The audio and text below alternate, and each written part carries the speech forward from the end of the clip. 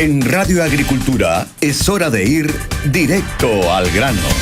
Gonzalo de la Carrera junto a sus panelistas e invitados conversan, opinan y explican lo que pasa a nuestro alrededor. Una presentación de Grupo de Carnicerías Escudero, tradición de calidad desde 1955. Cotiza tu seguro en FT Seguros, una empresa del grupo Factotal. Y Empresas Gasco, 162 años comprometida con el desarrollo energético del país.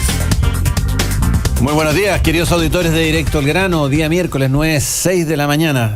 Estamos partiendo este programa del día miércoles con Natalia González, subdirectora del Instituto Libertad, ya debutó aquí hace 2 o 3 semanas, subdirectora jurídica del Instituto Libertad y Desarrollo, con Juan José Santa Cruz, presidente del Movimiento de Convergencia Liberal. Sí. Le dije bien ahora, ¿sí? Sí, yo creo que sí. Y con Rodrigo Penafeta hemos incorporado hoy día a este panel a un joven. Yo creo que falta la opinión de los jóvenes, sobre todo aquellos que están en la actividad política, universitaria, donde hemos sido arrasados nuestras ideas.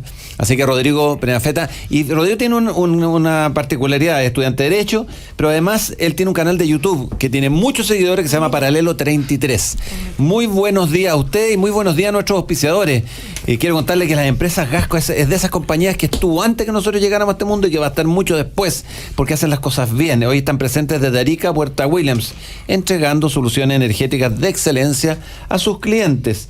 Y las carnicerías Escudero son con sus 3 marcas, las carnes Escudero, Mulchen y Campero. Escudero, Mulchen y Campero presentan sus nuevos productos con una certificación sin gluten. Así, si usted quiere sin gluten, carne Escudero local. Especial para celíacos, conoce más en carneescudero.cl. Y cuando uno va a perfeccionar sus conocimientos y quiere estar en la frontera del conocimiento y lo quiere hacer online, no presencial, sino que a través de cursos online, hay un líder absoluto, que es la Universidad Adolfo Ibáñez. Así que conozca nuestros programas online para diplomados en finanzas, marketing, salud e innovación, entre otros. Si necesitas más información, ingresa ahora a uai.cl/online. Y hay situaciones que no se pueden anticipar, y eso ya lo hemos visto durante todos estos últimos 40 días, y que hay que asegurar, y por eso la mejor corredora segura, esa que se pone del lado tuyo, esa que te recomienda tomar las cláusulas que son las adecuadas, que te defiende la póliza y que después, si tienes un siniestro, va a estar de tu lado. Esa es FT Seguros, corredores seguros. Cotiza con FT Seguros, una empresa del grupo Factotal. Bueno, vamos directo al grano. Partamos por temas positivos. ¿Qué le parece? ¿Cómo cuál sería? No, los temas positivos fue la agenda social, que por fin se aprueban. Ayer se aprobaron 3 cosas que son súper importantes. Uno, que es el alza de pensiones básicas de un 50% a los mayores de 80 años. Y después, en forma gradual, a tramos de edad inferiores. También está la rebaja al 50% del costo de los pasajes para los adultos mayores.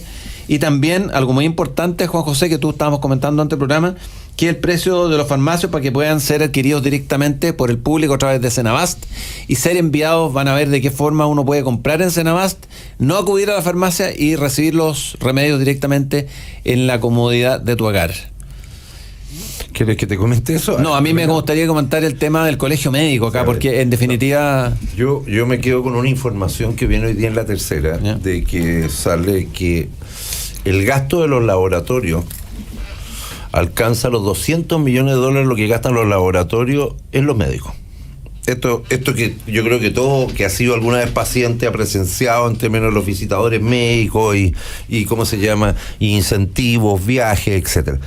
Lo que uno esperaría aquí, yo creo que es un pronunciamiento del colegio médico, porque yo creo que ellos han sido buena parte del problema y nunca han estado por la solución. Entonces aquí como que generalmente uno se indica a la farmacia, a los laboratorios, y pasan gratis. Y yo creo de que a mí no me pueden decir que la responsabilidad es exclusivamente de los laboratorios, cuando ellos han formado y han permitido una práctica que es una industria, porque $200 millones literalmente es una industria. Y dado que el colegio médico tiene tanta facilidad para opinar de tantas cosas, yo creo que me gustaría que hubiera un pronunciamiento del colegio médico sobre sus propias prácticas. Y esta es una práctica que lo voy a decir, yo entiendo que generalizar es complejo y no son todos los médicos, pero son casi todos. Yo lo diría, no es algo que como que diciendo, mire, esto es solo un foco. No, perdón, esto es muy generalizado. Así es, pues fíjate que no se entiende cuando uno ha abierto una empresa y tenía que hacer una factura antes que fuera electrónica, y ahora que electrónica igual uno tiene que adherirse a un formato. Se te dice exactamente qué debe ir en cada lado de la factura, no puede ser cualquier cosa. Yo no entiendo por qué también el Colegio Médico no ha empujado el que los médicos tengan que recetar en la receta en 3 cuadrantes, el de marca, el genérico y el bioequivalente, y que uno escoja. Pero la receta hoy día el médico la hace a su antojo como quiera, y uno debería poder tener la posibilidad de llegar a la farmacia y decir, ¿sabe qué más? Yo quiero el de la casilla 2, el que es genérico, o yo quiero el bioequivalente, que sea decisión de uno. Y hoy día los médicos no hacen eso, y fíjate que yo sí estuve leyendo declaraciones hoy día en la mañana y un informe, Natalia, donde efectivamente esto se normó, pero se normó así más o menos, no quedó claramente estandarizado de cómo tiene que ser. No vio ninguna sanción para los médicos que no recetan bioequivalentes, ni una. Sí. Bueno, a ver, de hecho, sobre ese tema, la Fiscalía Nacional Económica, en el informe que liberó ayer, una de las sugerencias que hace es que justamente la receta tenga un formato electrónico y que esa receta tenga campos, ¿ya? Y que en el campo respecto al medicamento a recetar, más que recetar un medicamento de marca, recete un principio activo o recete una denominación común internacional, a partir de la cual la persona puede ir con eso a la farmacia y solicitar el medicamento. A mí lo que y además hay un proyecto de ley hoy día de Fármacos 2 que también regula cómo el médico tiene que hacer la receta. Y en ese proyecto de ley, hasta hoy, lo que se estaba contemplando era que se recetara por la denominación común internacional, pudiendo, eso sí, incluirse el nombre fantasía respecto a aquellos medicamentos que tuvieran más de 2 principios activos, ¿ya? Ahora, si tú me preguntas, a mí me parece que lo que está sugiriendo la Fiscalía Nacional Económica es de toda lógica, son propuestas bastante razonables y en línea de alguna manera a regular un mercado que aparece funcionando con algunas distorsiones. Sin perjuicio de eso, a mí, y yo siempre llamo un poco a esto, en todo tipo de legislación tenemos que legislar con mesura, ¿ya? ¿Y a qué me refiero con eso? Con que tampoco hay que olvidarse, yo no voy a hacer aquí una defensa corporativa de los laboratorios ni mucho menos, pero hay laboratorios innovadores, ya que generan medicamentos que sirven para hacerse cargo de enfermedades nuevas y que de lo contrario no existirían esos medicamentos si esos laboratorios no invirtieran, ¿ya? Y parte de esa inversión tiene que ver obviamente con ciencia, con tecnología y también después con la marca, ¿verdad? Para hacer publicidad de los medicamentos que ellos han elaborado y que introducen en los mercados. Entonces, yo estoy de acuerdo con que si es que hay efectivamente distorsiones o precios que no responden a una conducta de mercado, bueno, entonces la regulación tiene que hacerse cargo.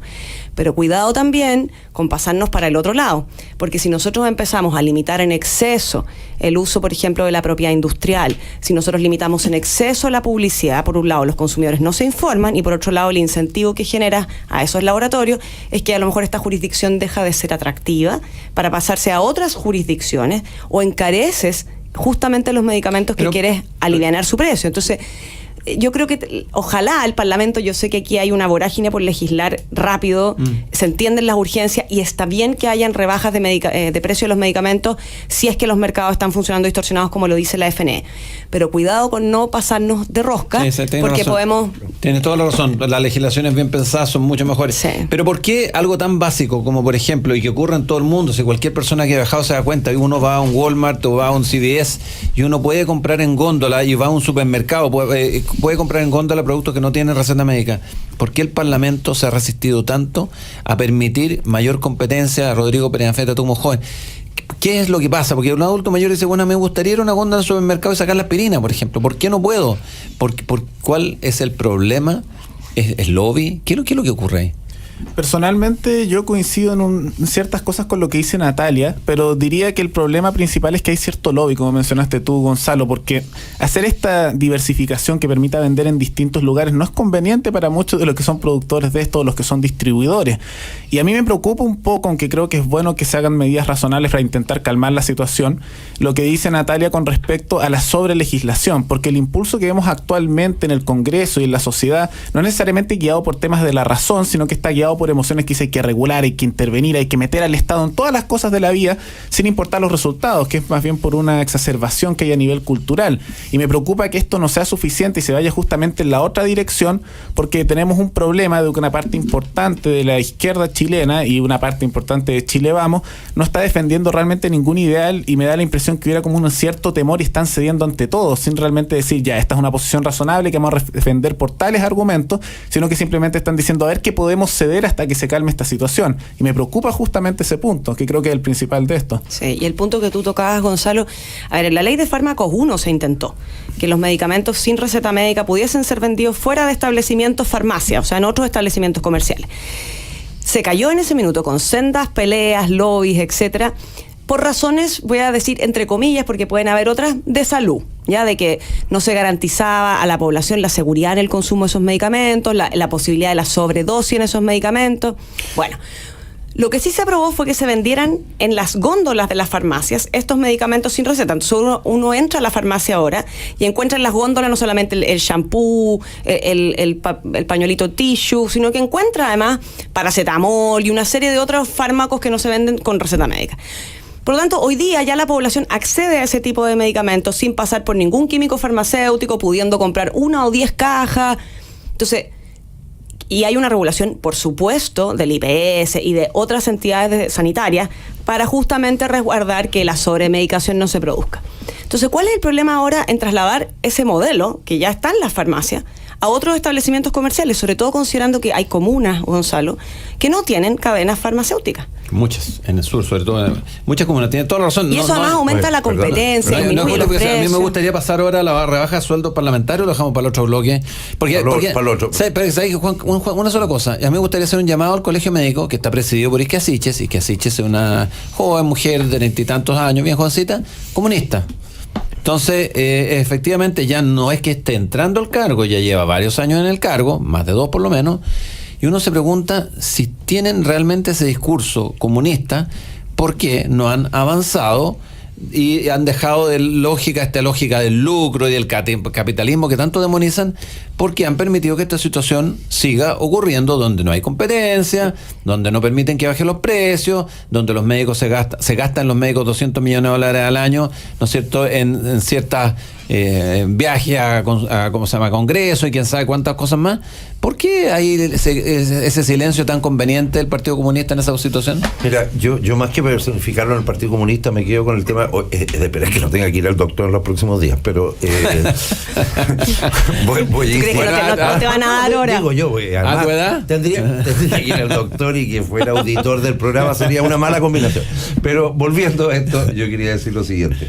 Cuando uno dice el lobby, y el lobby siempre huele muy mal. Es decir, cualquier actividad de lobby es una cosa muy desprestigiada. Pero yo miro sobre la ley de fármacos 1 y en todo, y es razonable de que las partes involucradas realicen y traten de poner su punto de vista. Pero aquí siempre se demoniza a la farmacia de los laboratorios. Es como diciendo, el lobby es de la farmacia de los laboratorios. Yo quiero decir que no es así. ¿Y quién es? Es de los doctores. Si no es solo la farmacia de los laboratorios. Los que han querido también mantener su discrecionalidad en cómo emitir las recetas para así obtener los premios son ellos. Entonces la gente tiende a creer de que esto, como siempre, que la industria... ¿Y quién preside el colegio médico? ¿Quién dicta la pauta? No, sí, yo no estoy eximiendo. Lo que te quiero decir que el nivel de responsabilidad de los médicos es equivalente. No veo equivalente. Es equivalente al de la grandes industria. Y en general pasan piola. Y yo creo que ojalá esta vez no pasen piola. Mira, fíjate que a mí me ha tocado, ejemplo, yo presidí un ISAPRE, así que conozco bien cómo funciona el sabemos. Se comenta mucho. Pero yo quiero contarle ¿a quién no le ha pasado que va a sacarse una resonancia magnética? O el médico le dice, quiero hacer una resonancia magnética. Es que, doctor, si me la hago aquí me sale 450,000 pesos. Pero si me voy a dar un nombre, a hacer una publicidad, por ejemplo, Arauco Salud, me puede salir 220. Entonces el doctor te mira con una cara y un silencio y te dice, tratándose de ese posible quiste tabicado que probablemente usted tiene en el riñón, yo creo que más vale la pena una máquina de 8 Tesla que uno de 4 Tesla. Y Tesla ha escuchado que Tesla son estos autos que están inventando para llegar a la luna, no sé qué enredo. Y uno dice, bueno, en realidad va a terminar pagando las 450 lucas.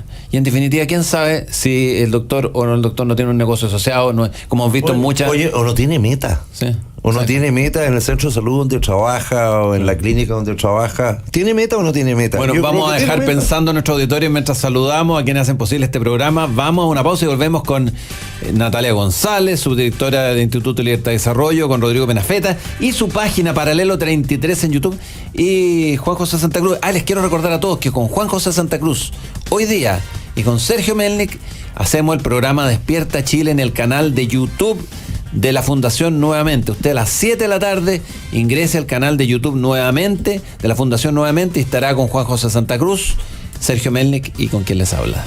Despierta Chile.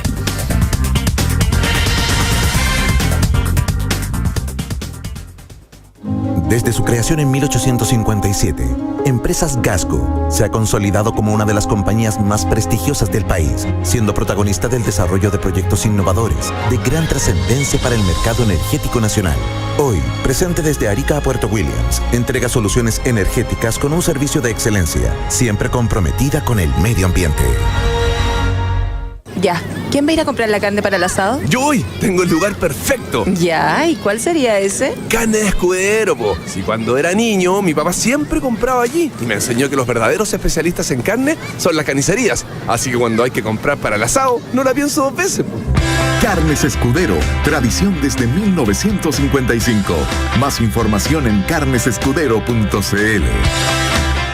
Estuve revisando y tengo un seguro de salud, uno de vida, el del auto y ofrecieron también uno para las camionetas de mi empresa. Quizás sería mejor revisar todas esas pólizas para no estar doblemente asegurado. ¿Y cómo hago eso? Fácil, con EFT Seguros, corredores de seguros. Ellos te brindarán una completa asesoría identificando cómo mejorar las coberturas y te ayudarán a optimizar costos mejorando la administración. ¡Qué bueno! Sí, además tienen el respaldo de Factotal, una empresa nacional con 26 años en el mercado y con presencia en todo Chile. Contáctalos ingresando a factotal.cl. ¿Quieres vivir unas vacaciones diferentes y llenas de aventura? Arrienda una motorhome o camper 4x4 en Chile Motorhomes y disfruta la naturaleza con las comodidades de una casa sobre ruedas, el desierto florido, el Valle del Elqui, la carretera austral, las Torres del Paine o la Pampa Argentina, a bordo de una motorhome. Tú eliges el destino. chilemotorhomes.cl, con oficinas en Calama, Santiago, Puerto Montt y Punta Arenas. Arrienda en chilemotorhomes.cl y síguenos en nuestras redes sociales. ¿Tienes una idea? ¿Te falta plata? ¿Tienes una casa? ¿Quieres solvencia económica para tu empresa y tienes un terreno? ¿Dejaste un proyecto en pausa por Lucas, pero tienes una propiedad? Te presentamos el nuevo crédito Bicapitals para personas y empresas con garantía hipotecaria. Ingresa tus datos en bicapitals.com y nos pondremos en contacto contigo. Bicapitals.com. Sueñas sin límites. En Agricultura, seguimos directo al grano con Gonzalo de la Carrera. Estamos de vuelta en Directo al Grano, conversando con Rodrigo Penafeta, ¿no es cierto?, que tiene su canal de YouTube Paralelo 33, con Natalia González, subdirectora del Instituto de Libertad, y también con Juan José Santa Cruz, mi partner en el programa Despierta Chile, que hoy día a las 7 de la tarde usted puede conectarse al canal de YouTube de la Fundación Nuevamente y ver Despierta Chile. Bueno, ayer los parlamentarios decidieron bajarse transitoriamente, hasta que el Banco Central no se pronuncie, sus remuneraciones en 50%, pero a mí me da la impresión de que este cálculo del 50% es una bajada de titular media tramposa, ¿o no, Natalia? A ver, lo que pasó ayer tiene más bien características simbólicas políticas que un tema tan de fondo. ¿Y por qué lo digo? Porque en el fondo lo que se acordó ayer, se aprobó una indicación mediante la cual se elimina este artículo de la Constitución que dice que las dietas de los parlamentarios son iguales a las remuneraciones de los ministros. Y lo que se regula es un nuevo artículo en el capítulo del Banco Central, donde dice que va a ser el Banco Central el que va a fijar las remuneraciones y las dietas no solamente de los parlamentarios, sino que además de otras autoridades del gobierno, ministros, subsecretarios, incluso jefes de servicio. Intendentes, gobernadores. Espérame, es que todavía ahí no vamos. Ya, y lo que dice eso es que mientras se publica esta ley, y entonces después se va a tener que dictar otra ley que modifica la ley orgánica del Banco Central para establecer el mecanismo en el que se va a fijar estas remuneraciones y dietas. Pero como para eso falta un tiempo, ¿no es cierto?, entre que se aprueba, se dicta la ley, los parlamentarios pusieron un artículo transitorio que dice que en tanto eso no ocurra, mientras no se modifica la ley del Banco Central, desde ya se bajan la dieta en un 50%, y aquí, ¿a quiénes incluyeron? Incluyeron a los parlamentarios, o sea, ellos mismos, incluyeron a las autoridades de gobierno central, incluyeron a las autoridades regionales, pero alcaldes, intendentes y gobernadores dejaron fuera a los consejos y a los consejeros regionales, a los consejos de los municipios y a los consejeros regionales. Entonces, todos ellos se bajan la dieta en un 50%. ¿Los jueces de la Corte Suprema? Los jueces también quedaron incluidos. ¿Ya? No solo de la Corte Suprema, Poder Judicial en general. Además, se aprobó una indicación que no solamente es la dieta, sino que además se rebajan las asignaciones parlamentarias y los gastos que tienen para costos operacionales. ¿Ya? Pero ese efectivo el 50% es tramposo, porque yo tengo aquí... Ya, pero espérame. Entonces, ¿por qué te digo que es una señal más bien política? Porque ya, todo eso se aprobó ayer. Pero ayer también fue el Banco Central a exponer al Congreso. Y el Banco Central manifestó sus reparos con la fórmula de que fuera el Banco Central el que en definitiva fijara las remuneraciones, no solamente de los parlamentarios, sino que, como quedó el artículo redactado, fija las remuneraciones de todo el gobierno central, del Tribunal Constitucional, de la Contraloría, del COSENA, de todos los capítulos del Poder Judicial que tiene la Constitución desde el capítulo 4 en adelante, ¿ya? Entonces el Banco Central dijo: esto es altamente inconveniente, no tiene que ver con nuestro giro objeto que está definido en la Constitución. Entonces sugirió otra fórmula, y lo que dijo es: ¿por qué no se crea un organismo técnico que puede estar compuesto, si ustedes quieren, por algún consejero del Banco Central, por alguien designado por el presidente de la República, por miembros a lo mejor del Consejo ADP, y que sea ese consejo técnico el que establezca las remuneraciones de estos altos cargos, y además ese consejo en el futuro pueda también revisar esas remuneraciones? Y el Parlamento hizo eco de eso ayer. Entonces, si bien lo que se aprobó ayer se aprobó, se acordó que el día lunes, o sea, el lunes que viene, el Ejecutivo ingresaría una indicación para reflejar esta recomendación del Banco Central, con lo cual los parlamentarios estuvieron de acuerdo, ¿ya? Para que haya este organismo técnico que es el que en definitiva fije las remuneraciones, ¿ya? Entonces, todo lo que se aprobó ayer, independiente del artículo transitorio que puede quedar igual el día lunes para después votarse en la sala, esto de que la fija el Banco Central va a cambiar, ¿ya? Porque hubo consenso en que en realidad no era el organismo llamado a hacerlo. Sí. Ya, pero mira, mi pregunta es lo siguiente, porque el total, por ejemplo, te voy a decir de un senador. Un senador hoy día recibe la cifra de 25 millones de pesos total gasto. Por un senador, Chile gasta 25 millones, de los cuales se desglosan 20 millones y 5 millones. Perdón, hasta ahora eran 30 millones, 10 millones de sueldo y 20 millones en asignaciones, 30 millones. Y ahora va a quedar en 5 millones de sueldo y 20 millones en asignaciones, 25 millones. Entonces la baja es de 30 a 25 millones, lo que no es un 50%. Claro, es que ahí hay que distinguir la rebaja de la dieta después de la rebaja de las asignaciones, claro, de los costos operacionales. Pero es que la bajarla, que a uno interesa que lo aclaren, porque en el fondo los diputados costaban 21 millones y ahora van a costar 16. Entonces la rebaja es de 5 millones de pesos, no es de un 50%. Entonces lo que uno quiere es transparencia, lo que la opinión pública merece es que le digan exactamente cuánto se van a bajar de lo que reciben para el bolsillo, y no que esto vaya solo contra asignaciones, me explico, ¿no? Sí. Si dicen que es un 50%, que sea un 50%, porque ya más letra chica no... Juan Santa Cruz ya no... Ver, primero, cosas bastante obvias, al margen del tema de los montos y las asignaciones. A mí me da un poquito como, no sé si pudor, un poquito ver a los legisladores corriendo, legislando por lo que dicen las encuestas y por lo que dice la calle. Encuentro que dignidad escasa, ¿ya? Es decir, segundo, yo lo quisiera manifestar de una manera, no es de que no haya necesidad ni apremio social en este país, lo hay, pero al final del día siento de que convertimos en general a la clase política en una especie de intérprete de lo que son las encuestas, lo que dice la calle, y se rebajan los sueldos ellos mismos. Un poquito vergonzoso. Pero fuera de eso, en esta rebaja quería decir que yo creo que funciona mucho mejor la propuesta que hizo el Banco Central y un organismo técnico que determine. Pero yo perseguiría otro motivo, lo voy a decir en términos simples. Uno, y en esto creo que sobre todo la izquierda lo tiene como una finalidad, es la captura del Estado. Y la captura del Estado como un botín. Entonces yo voy a dar un ejemplo. Yo les recomiendo a ustedes de que vean un artículo del Dínamo sobre la Municipalidad de Valparaíso ayer sobre Char. Y sale, entre otras cosas, gente, todos del partido del señor Char, ¿ya? Y voy a enumerar así. Una señora, una socióloga de apellido Madariaga, tiene cargo que recibe 4,8 millones líquidos. un administrador público, 4.775.000.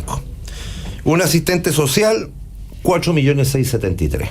Y son 22 militantes de este partido del señor Char que reciben 40 millones de pesos de renta mensual. Y entonces uno dice, ¿qué es lo que ocurre? Lo capturan. Y por favor, no estoy diciendo que sea el ejemplo del señor Char, yo lo recomiendo en todo. Es decir, uno termina con la sensación que los municipios son un botín. Voy a dar una impresión. Yo creo que hay más corrupción en los municipios que en el Congreso. ¿Ya? Y para este mundo es muy relevante, de alguna manera, como la captura del Estado. Si es un tremendo botín, se coloca a su gente, obtienen la pega y muy bien pagada. Si yo digo asistentes sociales por 4.700.000, yo les pregunto, bueno, porque es muy difícil. Hay una columna del Líbero, de Luis Larraín hoy día, que habla justamente de este tema. Y retrata cómo, ¿te acuerdas que Jorge Sharp renunció? Sí. Bueno, se fueron varios más. 72. De esos varios más que se fueron, hoy día están contratados por la Municipalidad de Valparaíso. Y Luis Larraín, los datos de transparencia, el municipio relata cómo fueron contratados y las remuneraciones que tienen asociadas a eso. Y esos son los puristas. Sí, 72 personas estaban contratadas por Jorge Sharp en la municipalidad. O sea, una municipalidad paga favores. Rodrigo Prenafeta. Bueno, yo coincido con bastante de sus análisis. Quiero comenzar con lo que creo que es más importante, que es lo que mencionaron de la captura del Estado. Porque yo considero que en realidad eso es una estrategia de la izquierda, pero no solo dentro del Estado, sino en todos los estratos de la sociedad. Por algo también el Colegio de Profesores, el presidente del Partido Humanista, vicepresidente del Partido Comunista, la CUT, la presidente es del Partido Comunista y suma y sigue, tanto en periodistas como también en el tema de la educación, los distintos estamentos del Estado. Y yo creo que eso es en parte con una estrategia de poder empezar a hacer estos argumentos de transversalidad. Porque si tú tienes personas que dicen cosas similares en distintos ámbitos de la sociedad, sea estatales, privados, etcétera, es mucho más fácil decir, no, si esto no es de extrema izquierda, esto es algo transversal, es tan solo razonable. Además que es un buen pagadero de dinero y aprovechan de sacar el dinero que pagamos todos nosotros con nuestros impuestos.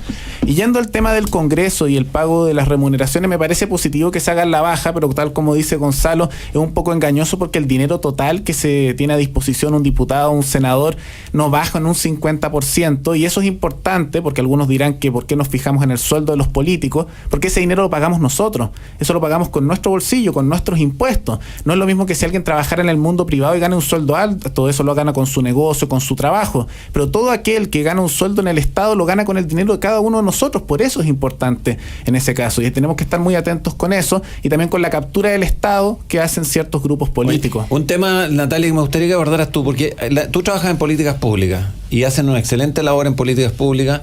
Yo siempre me leo los estudios y da rabia. A mí por lo menos me genera una impotencia tremenda cuando aparecen políticos, y te voy a decir, no de izquierda ni de derecha, sino que también de derecha. Y apareció últimamente mucha gente de derecha diciendo la calle lo pide. Y tú les preguntas cifras a parlamentarios de derecha y le dices, bueno, ¿cuánto cuesta esta política pública? Yo te preguntaré a ti, por ejemplo, ¿cuánto cuesta el haber subido? Que yo estoy a favor de que si los adultos mayores necesitan, ojalá el doble de la remuneración, pero necesitan pagar, se necesita pagar donde hay financiamiento y donde hay una priorización, porque alguien va a pagar este costo, son $1.000 millones, los va a pagar o a lo mejor en menores subvenciones para el Sename, a lo mejor en menores subvenciones parvularias, no sabemos dónde, a lo mejor en peores atenciones de salud. Entonces, esta política de que la calle lo pide, y salen entrevistas hoy día en la segunda, o sea, en la tercera, sobre parlamentarios que también son nuestros exores, que dicen la calle lo pide. ¿Hacia dónde vamos con la calle lo pide? Mira, dos reflexiones en torno a eso. La primera es que, si bien es cierto que existen urgencias sociales,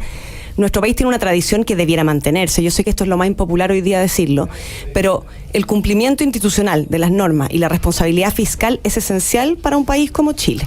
Nosotros no somos un país rico, ni millonario, ni mucho menos, y por lo tanto, dar cumplimiento a las metas y las reglas que nos hemos puesto es muy importante, y los parlamentarios deberían estar muy conscientes de eso. Hoy día hay una presión al gasto fiscal altísima. Piensa solamente en las medidas que más se conocen. El aumento ahora de las pensiones al pilar solidario y al aporte previsional solidario, los gastos que van a venir de este ingreso mínimo garantizado, los gastos que van a venir derivados del tema de los medicamentos y las compras que va a tener que hacer Senabast. y te puedo enumerar infinitas, claro, pero me refiero a gastos del Estado, infinitas presiones más en otros proyectos de ley que se siguen tramitando en el Congreso y que son cuantiosos recursos fiscales. Y entonces la pregunta acto seguido que uno se tiene que hacer es, bueno, ¿cómo se financia esto en el largo plazo? Uno podrá decir con reasignaciones, pero probablemente no va a alcanzar. La reforma tributaria, que ya se propuso un alza de impuestos, pero todos sabemos que no necesariamente las alzas de impuestos se traducen en mayor recaudación si no hay crecimiento, ¿verdad? Entonces, hay una presión muy grande hoy día y una cierta irresponsabilidad, creo yo, de parte de la clase política de no entender la importancia de la macroeconomía y de mantener las reglas de responsabilidad fiscal de Chile. Y en segundo lugar, la segunda reflexión es esto de legislar un poco a la carrera. Por ejemplo, todos podemos estar más o menos de acuerdo que los parlamentarios hoy día tenían una remuneración que quizás es muy alta en relación a los países de la OCDE y había que hacer un ajuste, ¿ya? Pero cuidado con los ajustes de nuevo. Porque si nosotros llevamos remuneraciones muy a la baja, por eso a mí esto que sea un organismo técnico el que las defina me parece razonable, también generas otros incentivos, porque tú tienes que traer talentos a la política. O sea, hoy día el costo de oportunidad de estar en política es alto, ¿no es cierto? Estás muy expuesto, en general es una clase política que hoy día lamentablemente está desprestigiada. Entonces, si tú vas a tener remuneraciones excesivamente bajas, bueno, ¿a quién vas a llevar entonces a la política? ¿Quién va a querer pertenecer a la clase política? ¿Ya? O gente muy exacto, rica. O gente que no tiene ningún costo de oportunidad. Exacto. Y que eso sea para los dos lados. Y lo otro es, tú bajas las remuneraciones de los estratos altos en todos los segmentos, gobierno, poder judicial, Congreso. Pero ¿qué pasa con los segmentos hacia abajo en la escala de remuneraciones? Porque lo que también tienes que ir considerando es que sobre todo en las plantas y en las contratas, las remuneraciones también son un incentivo para ir subiendo. Entonces, si al final del día la remuneración del que está más abajo se empieza a parecer mucho de la que está más arriba, generas una distorsión grande en términos del crecimiento profesional adentro de esas instituciones. Entonces, todas esas consideraciones que, de nuevo, hoy día parecen como impopulares porque hay que legislar rápido, hay que hacerse cargo, pueden generar problemas en el largo plazo que no son menores en términos de a quienes traemos a los gobiernos, a la política, al Parlamento. Mira, yo creo que como hoy día todo está en cuestión, como diciendo hoy día este país se paró y está dispuesto a revisar todo lo que ha hecho. Yo creo que hay distintos factores. Yo concuerdo contigo en que esto es una cosa que no es tan simple, no se puede ser tan populista y rebajémosle la renta que hacer. Uno, yo creo de que sí tiene que ver más veces con el tema de las asignaciones. Voy a dar un ejemplo. Yo creo que hay una cosa que es errónea y es de que los parlamentarios de alguna manera creen que son en su territorio asistentes sociales. Y una es oír a las comunidades para saber sus inquietudes y otra es tener un monto muy importante con sede, secretaria, etcétera, que lo que cumplen es una función casi de asistentes sociales y de campaña. Yo creo que yo eliminaría casi todo ese gasto. Y que ustedes me van a decir es que no se vincula con la comunidad. No, hay miles de formas de vincularse a la comunidad. No necesito esa tremenda estructura para vincular, ni ese subsidio de esa magnitud para vincularme con la sociedad. Esto es una opinión personal. Y lo segundo es, ¿cabrá la posibilidad de aprovechar esta oportunidad para hacer una reforma al Estado profunda? Si el nivel de gasto del Estado y la ineficiencia del Estado es dramática y termina lo que todos decimos. Primero, gran parte de los reclamos de todas estas manifestaciones son por servicios que presta el Estado. En educación, en salud, en previsión, en una serie de cosas. Y uno dice, y cada vez tenemos un Estado más grande. Y cuando la gente dice que no hay plata, perdón, tú lo debes saber más que nadie. Es decir, yo creo que el presupuesto en salud, en educación, en los últimos años ha crecido 10 veces. Así es. Y esto es infinito. Y no veo a nadie con mucho entusiasmo de discutir esto. Sí, yo discrepo un poco con el tema de las bajas de los sueldos y el gasto, porque coincido con que hay demasiado gasto que se pierde.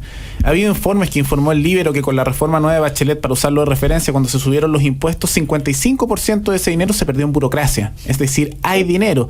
Y el 2017 la Tercera informó que en promedio el Estado gana un 47% más los sueldos de los funcionarios públicos que los que trabajan en el mundo privado. Entonces, no es solo por un tema práctico de que vemos que hay mucho dinero, cerca de la mitad o más de la mitad, que se está perdiendo y hay dinero que también desaparece de repente, sino que también es un tema de moral, porque insisto, ¿de dónde viene ese dinero? No es un dinero que cae del cielo muchas veces, y yo me he dado cuenta al hablar con personas que no saben de dónde el Estado se financia. El Estado se financia con los impuestos. ¿Y de dónde salen los impuestos? Del bolsillo de todos y cada uno de nosotros. La mayor recaudación de Chile es el IVA, que le afecta a cada ciudadano. Entonces, cada peso adicional que le pagan a funcionario público, cada vez que hay sueldos más altos, cada dinero que desaparece o se pierde en gastos innecesarios, termina generando indicando que al ciudadano común y corriente se le está robando de su bolsillo el dinero que el Estado le saca. Por eso es tan relevante. No solo creo que haya que enfocarlo en un tema técnico. Es que hay un punto súper importante que está tocando tú, que la gente cree que paga el Estado, y si uno le dijera, usted está dispuesta, que en realidad cambia decirle a la gente percepción. que cambia la percepción, si esto que está pidiendo lo paga usted. Es plata del Estado, no es plata del Estado, es plata que se le va a pedir a usted de vuelta de alguna forma. Se le va a pedir con inflación, se le va a pedir a través del IVA, se le va a pedir a través de desempleo. De alguna forma usted lo va a pagar. Pero ahí cambia también la percepción, porque yo he conocido a personas que no saben que pagan IVA en el pan, por ejemplo, que un quinto del precio del pan es IVA. Seguimos esperando que los desglosen. Ellos asumen, impuestos, los más ricos están pagando, y uno les explica que está pagando él y dice, oye, espérate, ahora cambia la percepción. Empiezan a pensar como los estadounidenses, que incluso los de izquierda ya dicen, no, pues no gastemos tanto porque me está sacando de mi bolsillo. Bueno, tenemos que ir a una pausa, saludar a quienes hacen posible este programa, y quiero contarles que hay una empresa que es fruto de la meritocracia, que nació desde abajo, chiquitita, que está dando excelentes soluciones, sobre todo los celíacos, que son las carnes Escudero, porque con sus 3 marcas, las carnes Escudero, Mulchen y Campero, presentan todos sus productos con certificación sin gluten, especial para celíacos. Conoce más en carnesescudero.cl. Y Empresas Gasco es una de las compañías más antiguas del país, hoy presentes desde Arica a Puerto Williams, entregando soluciones energéticas a sus clientes. Y si usted quiere perfeccionar su nivel de conocimiento a distancia, hágalo a través de los programas de posgrado online de la Universidad Adolfo Ibáñez, UAI.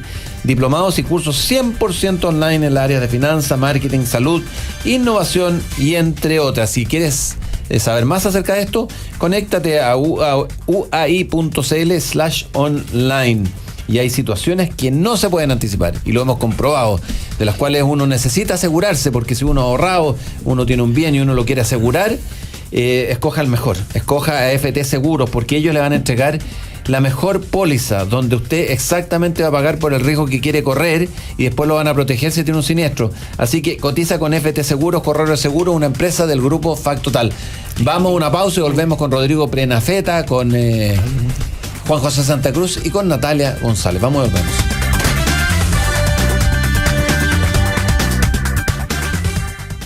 Estuve revisando y tengo un seguro de salud, uno de vida, el del auto, y ofrecieron también uno para las camionetas de mi empresa. Quizás sería mejor revisar todas esas pólizas para no estar doblemente asegurado. ¿Y cómo hago eso? Fácil, con EFT Seguros, corredores de seguros. Ellos te brindarán una completa asesoría identificando cómo mejorar las coberturas y te ayudarán a optimizar costos mejorando la administración.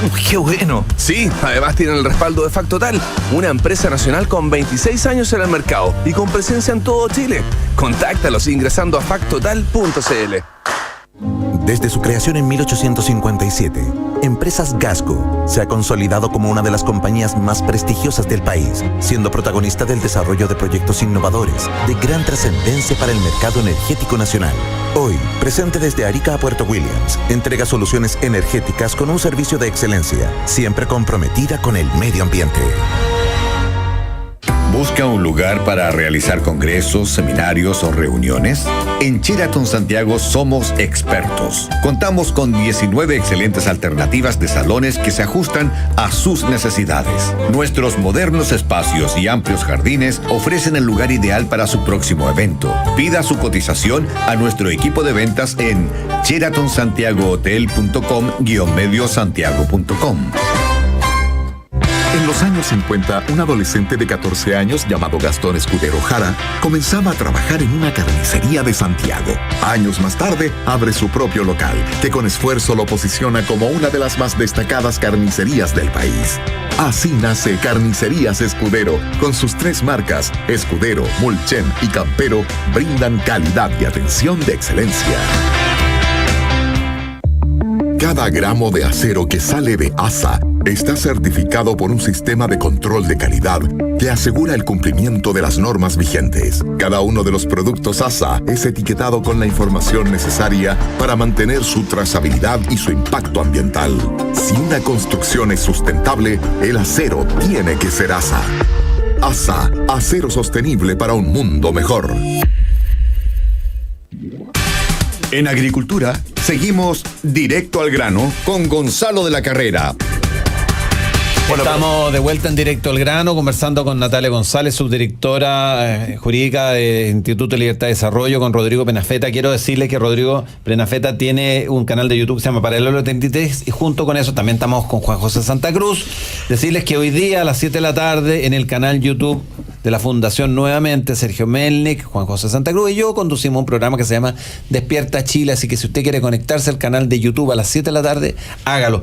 Les quiero agradecer a Román Nicorero, a Raúl Patricio Fría, a Luis Sueiras, a Vicky Bell y a todos los que nos están tuiteando y escribiendo a través de Facebook Live. Lamentablemente el programa va a Héctor Vergara, va a una velocidad muy rápida y no alcanzo a detenerme porque hay un tema que no hemos tocado hoy día y que es un tema que nos va a acompañar durante un año, que es el tema del famoso plebiscito. Y a mí me da la impresión, y con esto cedo la palabra inmediatamente, que la gente piensa que va a votar solamente por lo que va a quedar dentro de esa Constitución, y yo los quiero advertir, tengan mucho cuidado, todavía no se ha llegado a puerto, y tan importante como lo que quede dentro de la Constitución es lo que pueda quedar fuera de la Constitución y ser modificado por mayoría simple. Usted no solo va a votar emocionalmente por una nueva Constitución, usted en este mecanismo que se dio ahora, y por eso es que yo voy a votar no más no, es el riesgo de poner en la ruleta rusa lo que va a quedar fuera. Los incentivos de esta Constitución, de este acuerdo que han llegado, están mal puestos, porque si hay una minoría que tenga un poquito más del 33% que quiera forzosamente dejar afuera de la Constitución muchos temas para después pasarle la retroexcavadora por la vía de la mayoría simple, podemos tener un problema grave. Yo en otras circunstancias habría estado muy a favor de una nueva Constitución.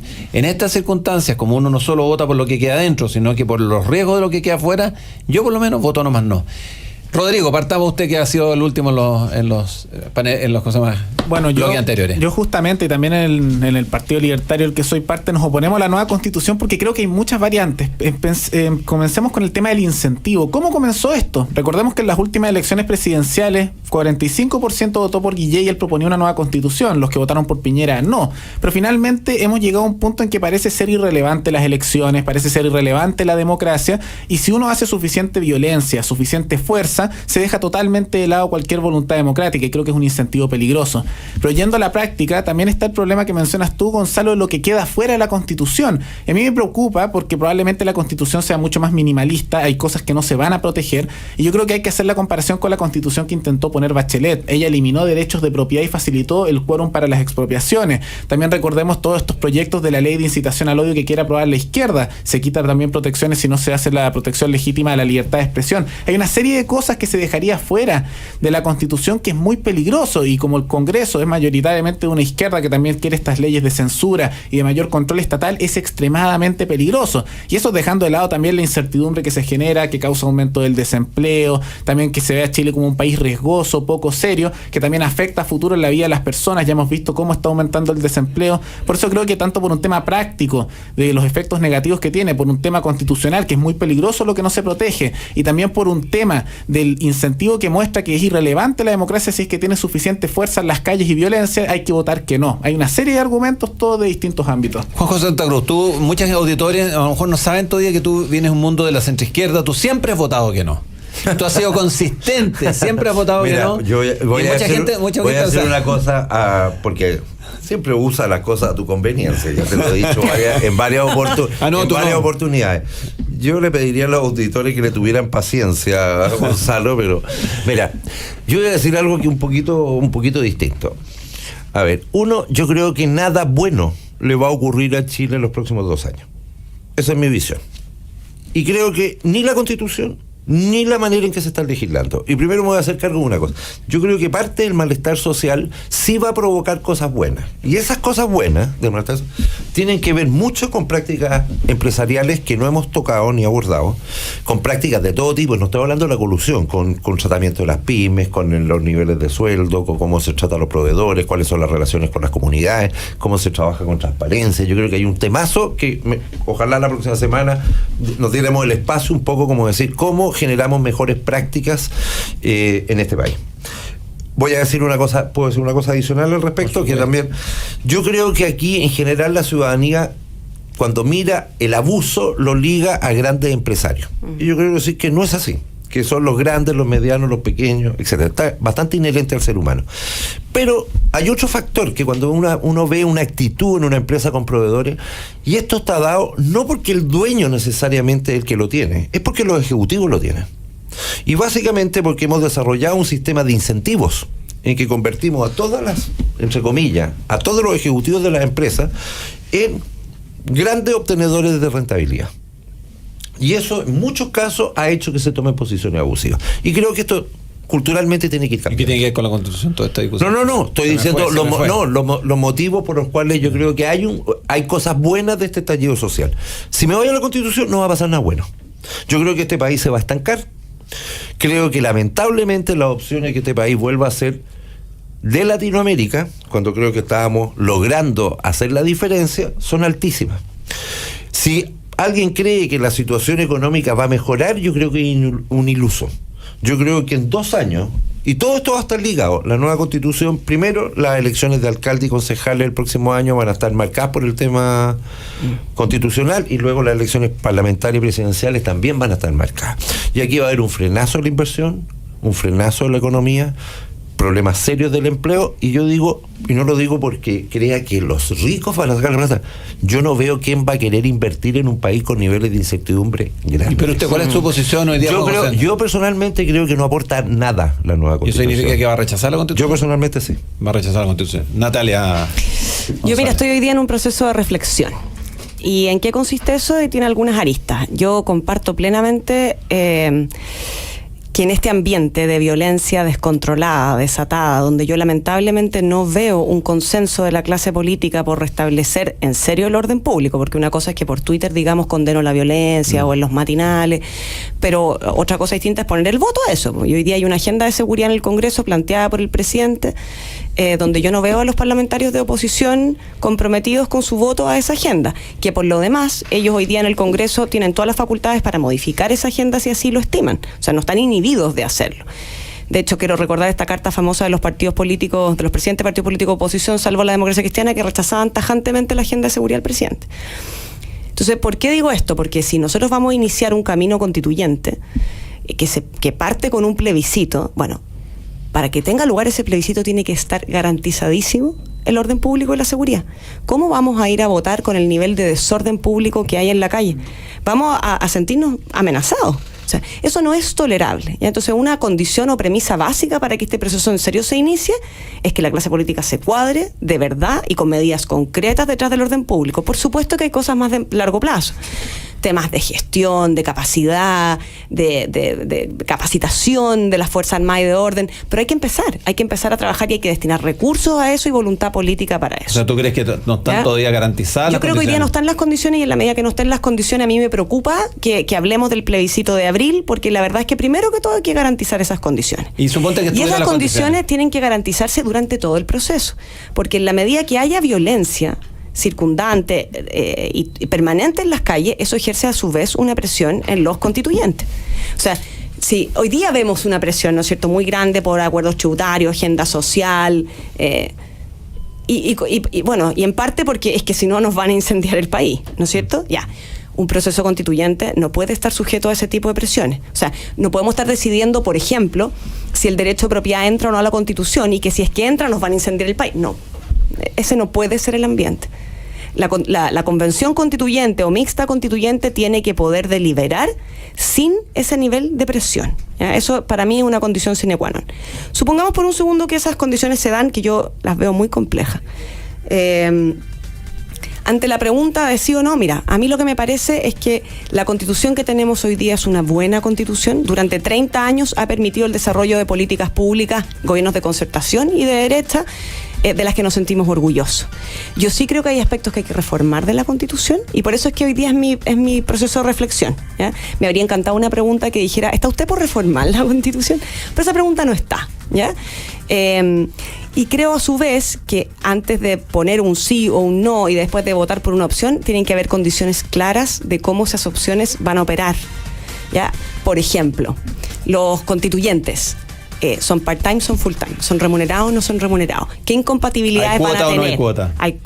Yo me imagino que no va a haber cuotas, pues si el acuerdo dice que es elecciones parlamentarias con la misma regla. Evópolis está proponiendo que hayan cuotas indígenas con un mecanismo alternativo que está por verse. A mí me parece que es absolutamente antidemocrático el privilegiar un sector de la población en medio de otro. Se rompe la lógica de una persona, un voto. Nos tenemos que ir. Seguramente este tema lo vamos a tratar muchas veces más. Les quiero agradecer a nuestros panelistas, a nuestros auditores, recordarle que Despierta Chile, el programa en el canal YouTube de Fundación nuevamente hoy día a las 7, Juan José Santa Cruz, Sergio Melnik y el que les habla. Los dejamos con la mirada Libero. Que tengan un muy buen día. Muchas gracias. En Agricultura fue Directo al Grano, con Gonzalo de la Carrera, panelista e invitados. Una presentación de Grupo de Carnicerías Escudero, tradición de calidad desde 1955. Cotiza tu seguro con FT Seguros, una empresa del grupo Fac Total. Y Empresas Gasco, 162 años comprometida con el desarrollo energético del país.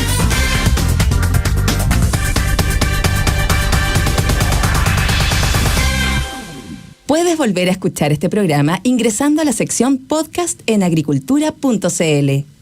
www.agricultura.cl. Oye, Maca, ¿tú tienes alarma en tu casa? Sí, la de Verisur. ¿Y qué tal? Bien. Es que estamos pensando en poner una alarma cuando nazca Tomasito, porque así me quedo más tranquila. Mira, por lo que pago mensual, vale la pena tener una alarma. Vas a ganar en tranquilidad y sobre todo con un niño en la casa. Súper importante. Sí. Ya, voy a llamar al tiro. Protege lo que más te importa con alarmas Verisur. Cotiza online en verisur.cl o llama al 600-500-1234. Activa Verisur. Activa tu tranquilidad. En Agricultura es hora de Pura Tecnología con Lucho Undurraga. Una presentación de